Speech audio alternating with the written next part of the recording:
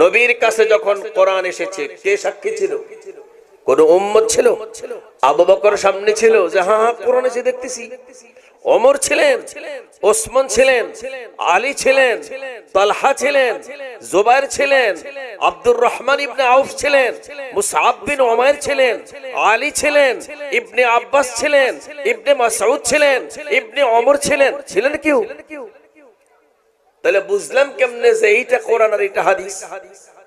নবীজি বলছে হ্যাঁ এই যে কোরআন নাজিল হলো এটুক কোরআন, আবার নবীজি এই কোরআনটাকে বোঝানোর জন্য যেটা বলছেন সেটা হলো হাদিস। কথা কি ঠিক? তাহলে এখন আসেন আসলে আহলে কোরআন মানে কি?